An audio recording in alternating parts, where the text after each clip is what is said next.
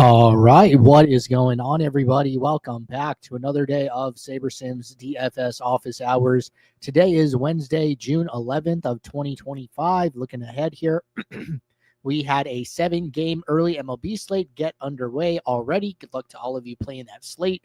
Later this evening, we have a 6-game MLB main slate. We have game 3 of the NBA Finals, and then we have the U.S. Open teeing off tomorrow morning. I'm sure plenty of people will be building their lineups for the U.S. Open tonight, so we will definitely be talking some golf today. But for those of you who are new here, welcome. My name is Andrew, one of the coaches over here at SaberSim. This is a show where we go over how to use the SaberSim app, answer any and all DFS-related questions.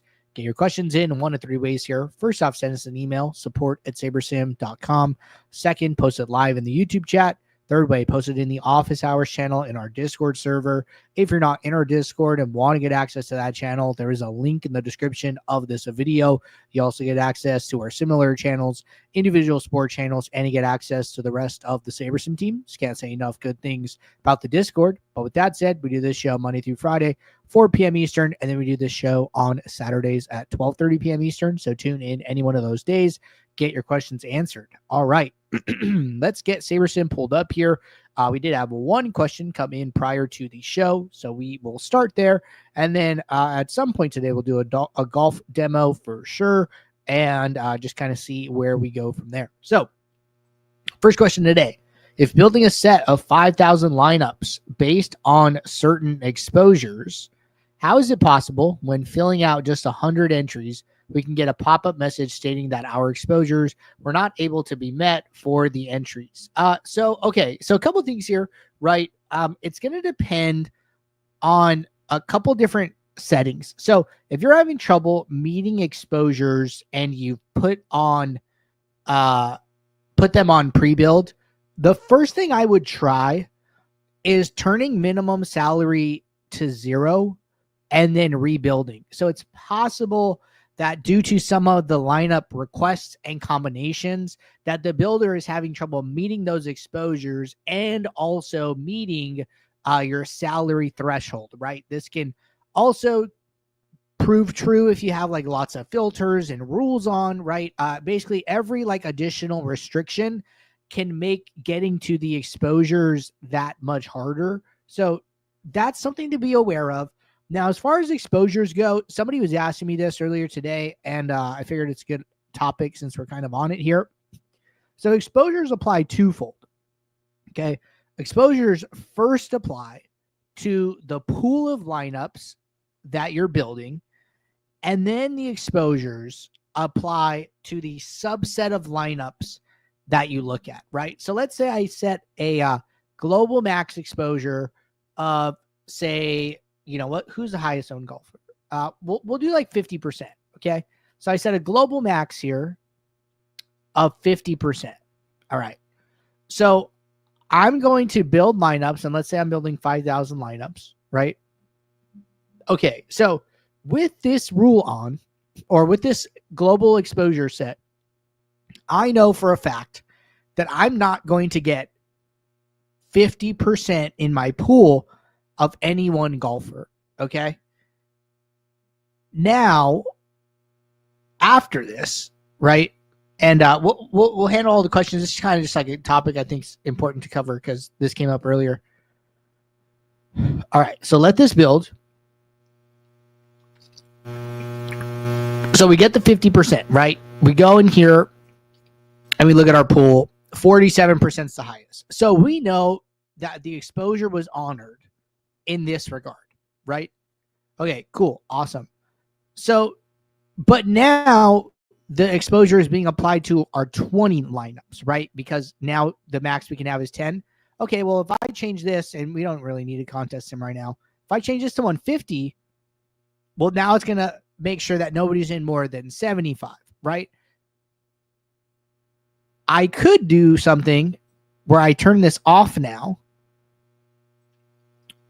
And now what's going to happen is now players can creep over the 50% in my 150 because I don't have it set any longer. It's still applied to the pool, but now you can get higher exposures from your subsets, right? This is something people will use with regard to trying to get a more diverse pool of lineups to start with, like starting with a global max exposure of 30%, of 25%.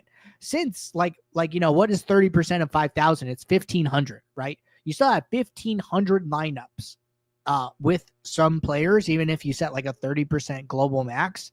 So then you're just starting with like this way more spread out environment. And then you're saying, hey, I'm okay with 100% in 150. And there's plenty of options to do that with, right? There are 1,500 lineups with any single golfer. You can easily get to 150 lineups with them in it. So that's kind of how pre-build, post-build, exposures, lineups, pool stuff kind of all interacts. So let me know if there's any questions with regard to that. Let's circle back to this question.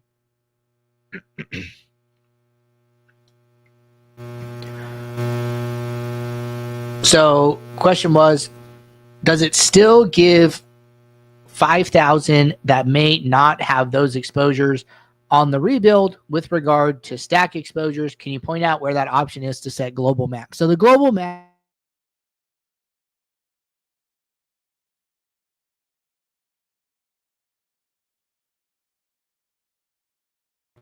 say that again. You can just find it in the gear icon and it'll pop up. You set it, you save it, and then it'll apply.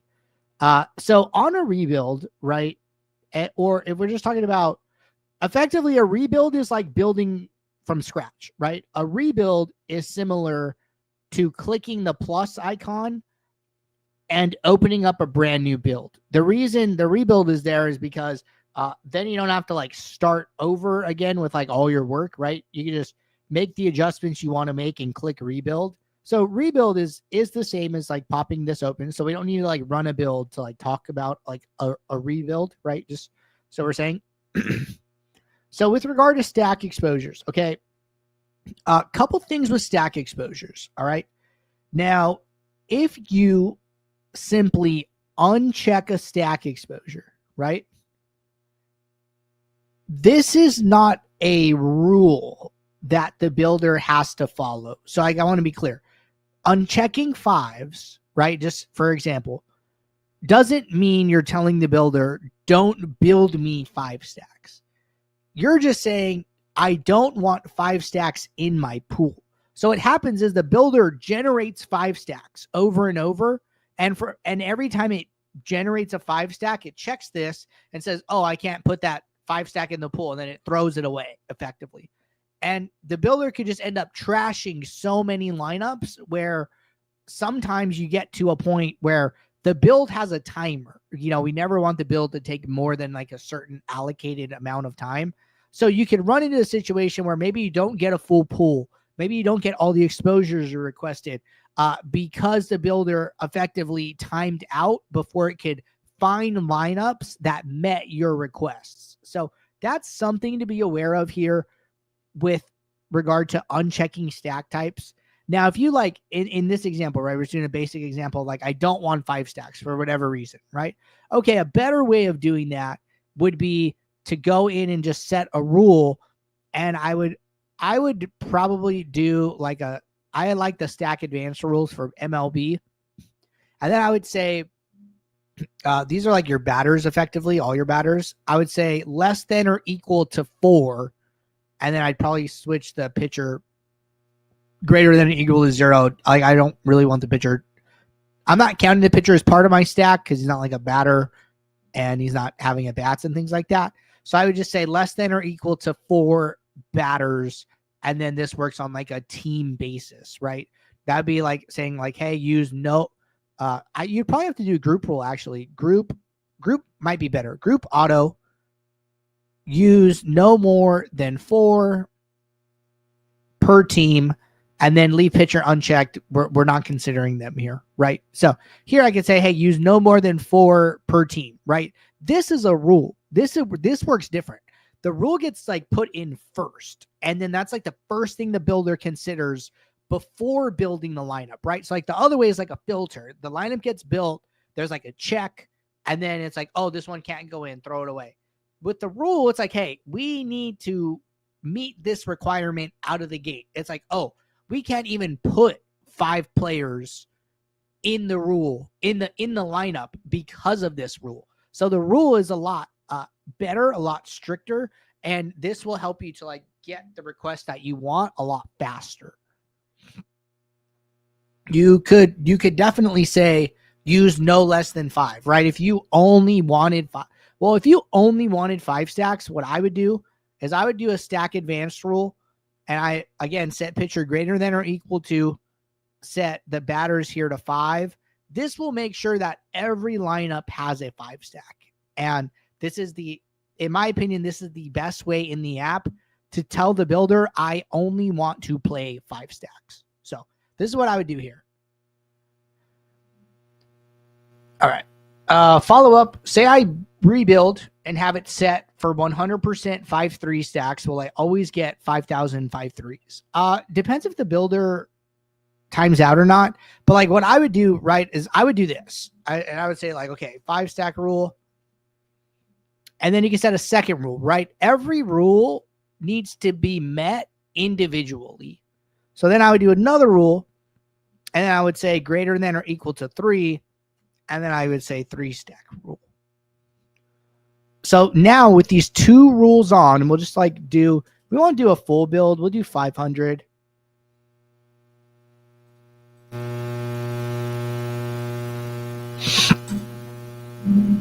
Let's kick this off.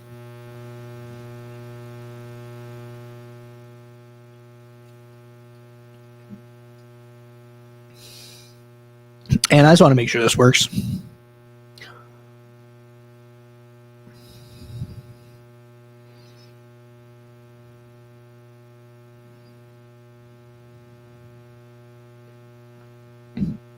Yeah, you're welcome, John. No problem.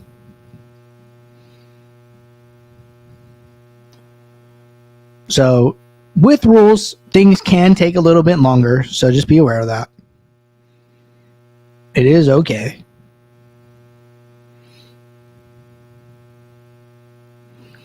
All right, but this is building. So when lineups are generating, that's a good thing, right? That means things are working. So this means that our rule isn't breaking so far. So our rule isn't breaking the build. That's very good. Now let's just make sure, we get there, right? We get to our end goal.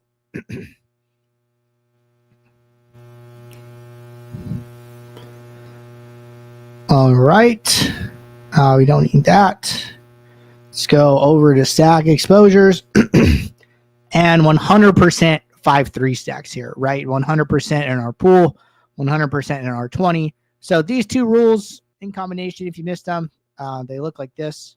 You could pause it and recreate it. Big things are the pitcher and the batters here. You do that, you should be able to get exactly what you are looking for.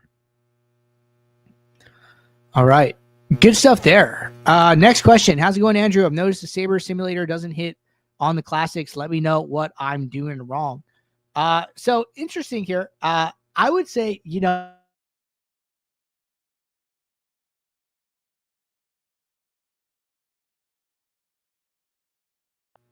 sorry, I say that again. Depending on the sport you're playing, go to Saber School, okay? Go to How to Beat DFS, and then click on the sport you're playing, right? If you're playing MLB, okay, go to MLB, check out the How to Beat MLB DFS in 2025 video, right? What are other classics that you could play? I don't know. Maybe you're playing classic golf, right? Okay. We just released this video yesterday for the U.S. Open. For tomorrow, How to Beat PGA DFS for the 2025 U.S. Open, right? We have a ton of like sport-specific strategy here. If you're familiar, if you're used to playing showdowns, you're used to like finding an optimal lineup, right? There's a big distinction that I think is really important to like be aware of, where like on a classic slate, even like today, right? 6-game MLB coming up, there are going to be multiple different winning lineups across contests, and you don't need to like hunt for that like one optimal lineup. You know what I'm saying? That's the big reason that sim diversity comes down here. when we're on Sim Diversity 10, what we're trying to do, right? We're trying to figure out exactly how the slate is going to play out, or like a single game. When this goes down, right, we start to batch games together. We start to say, okay, let's use 5 sims per game, because we don't need to like know how one sim plays out. We want to just take like an average across a smaller bucket, right? When you take an average across a smaller bucket, that's when you start to account for player upside, right? You're trying to say like, hey, this guy might not do great on average across all the sims, but when we take small buckets of his sims, there are times where he's actually much better than his average might lead you to believe, right? So when sim diversity comes down, we start to move away from needing an optimal lineup towards needing a winning lineup for your contests. And this is where the contest sims come into play like so well, because somebody gave me this example a long time ago.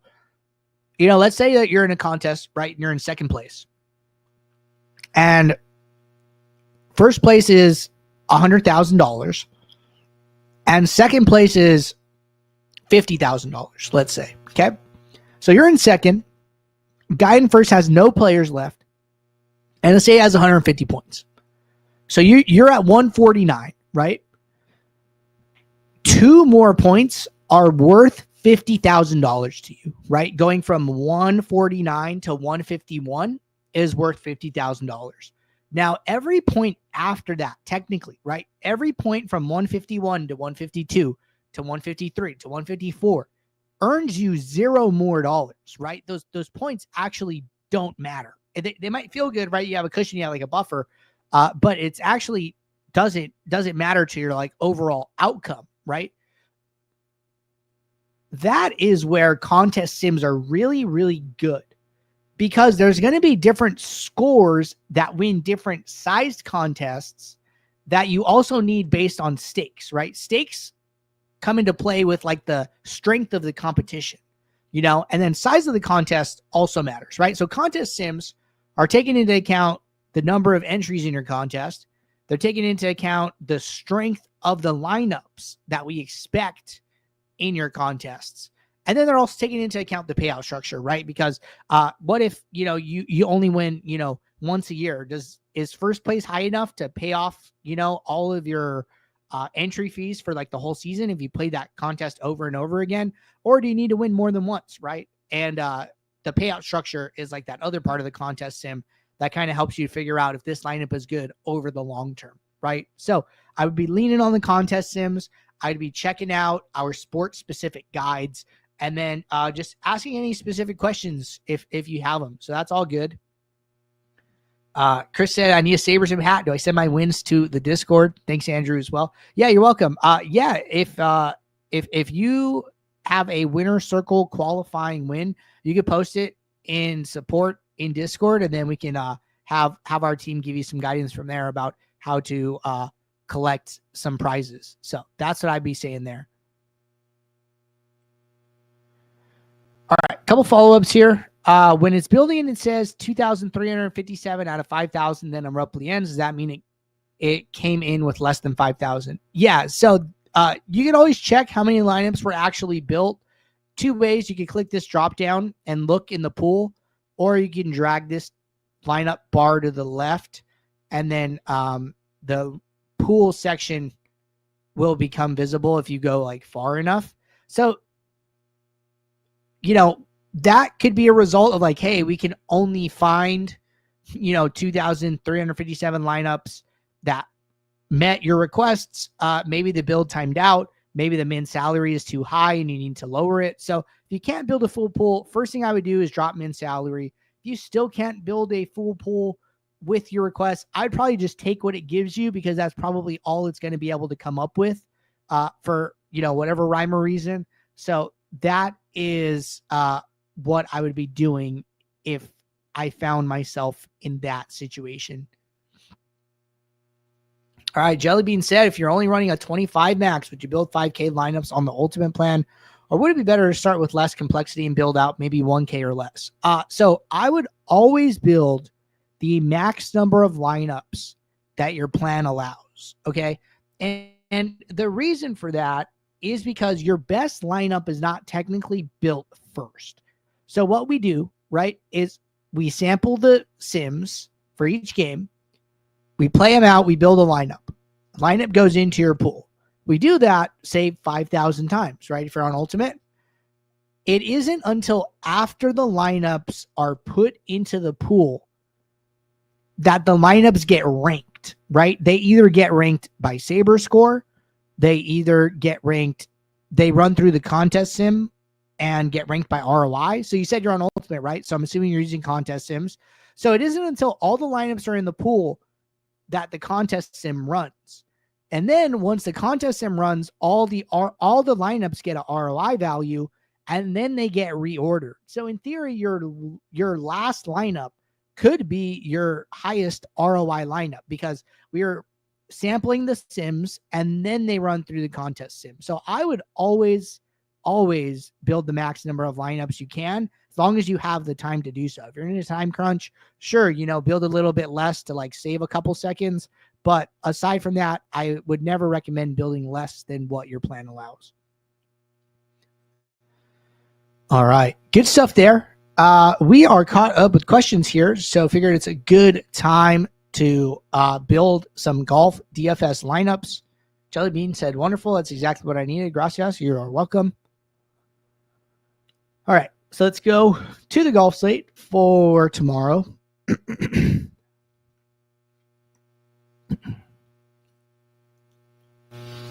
It's probably just something I was testing. So let's start completely fresh here.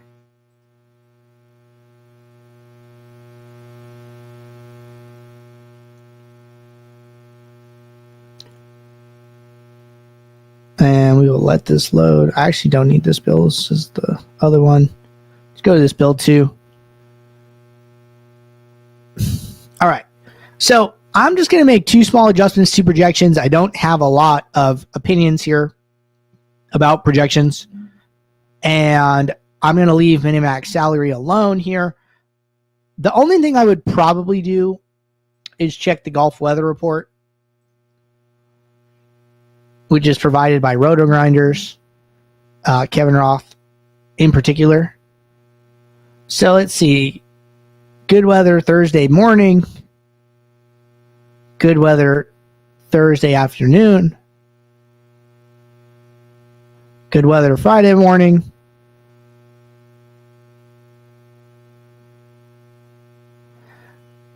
I wouldn't be concerned here about the Friday PM.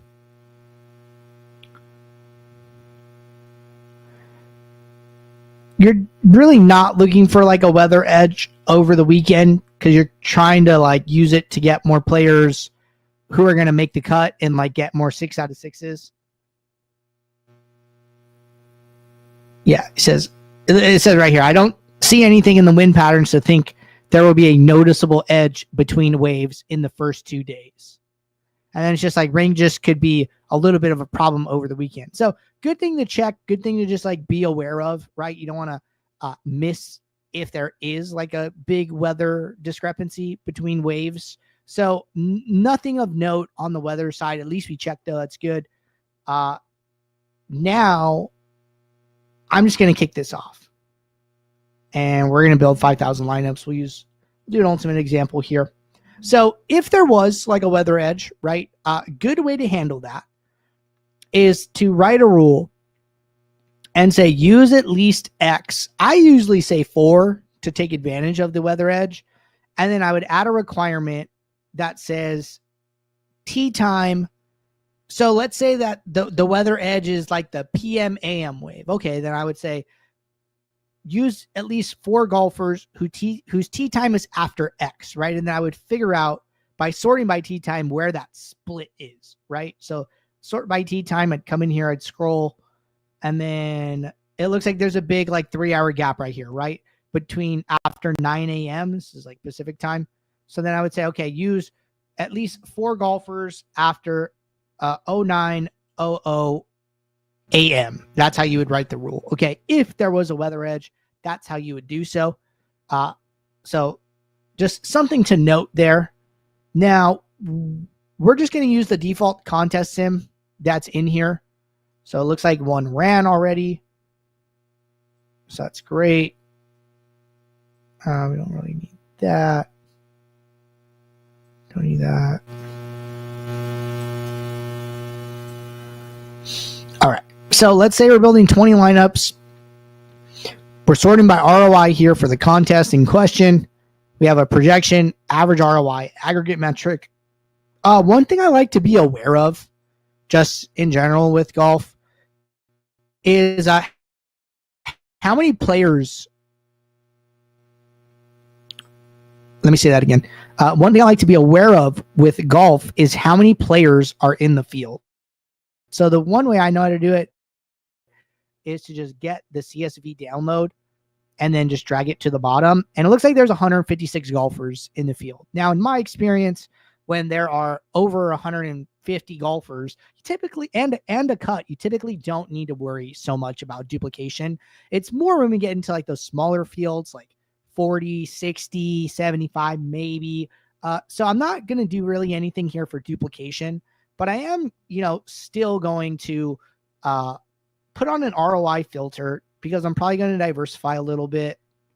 Okay, so ROI greater than 0. So now our working pool, right, is down to 1,600, a little bit smaller, which is totally fine. We see some big leverages here, so I'm still going to diversify. I'm going to try and jump to 3 here. We're at 277 projection, 644 ROI. 3 uniques gets us only down 2 points projection, only like 20% ROI. That seems good. Exposure and leverages have flattened a little bit. Might try and go one more. So a bigger jump here, but notice how flat our leverages are now, right? So yeah, I've sacrificed some upside by now being like kind of even or closer to the field with like Scotty. But it seems okay to me. Golf is like a sport where general philosophy is to be a little bit closer to the field than to be super high leverage. If you like leverage, if you want to take a stand, 3 felt okay, right? You're taking a couple big stands, but if this is within your risk tolerance band, like go for it, right? Me probably with regard to golf, I'd probably be on the 4 side here and just be a little bit flatter with some smaller leverages, 7, 7, 9, 8, 7, 2, 3, 5, all those kinds. So that feels good to me. We are kind of under on Bryson, but I'm not so bad about it.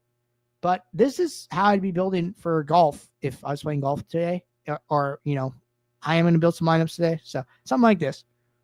Jellybean said, if you wanted to be bold and lock a player, would you lock them before the build or try to put him in after?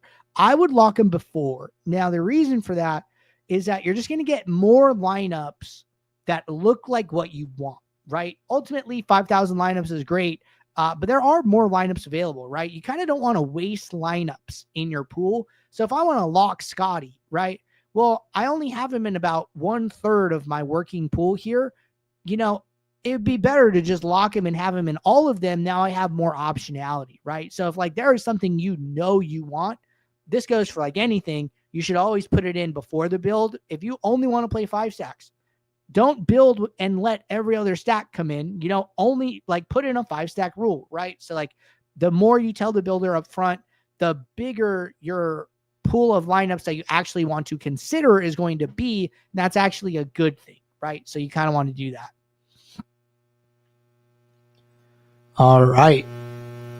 I think we are caught up here. John said, would you ever go 5 unique for PGA if doing a few hundred lineups? It's just going to depend how many lineups, are in your pool, right? Like, yeah, you could do, 5 uniques if you have enough lineups in your pool, like to choose from, right? So for me, the number of uniques doesn't matter. For me, it's like, hey, where did I start with my projection and ROI, and how much am I sacrificing by going further down, right? When I get to 5 uniques, my ROI has dropped like over 200%. My projection has dropped like 13 points. That's what I care about. If these numbers aren't changing that much, then I think it's okay to continue, right? So like at 1 unique, I was at 277 and 641. At 4, I've sacrificed 6 points in projection, about 80% ROI. You know, it's a little subjective. I'm okay sacrificing like 10 to 20% ROI. But then when I go to 5, right, I drop another 7 points in projection, and then I drop another 130% ROI. This feels like too much for me. You know, you could do that if you want to. You could also consider running different builds, right? If you want to split up your builds into like smaller subsets. But for me, in this example, 5 would be too much. 4 is like almost too much, but I like the leverages. You know, there's a case to be made for like 3 is like the best number here, but totally up to you. Jellybean, you are welcome. All right. Think we are caught up here. Appreciate you guys tuning in. Good luck building your golf lineups as well as other lineups. And until tomorrow, I'll see you all then. So take care. Good luck. Thanks. Bye.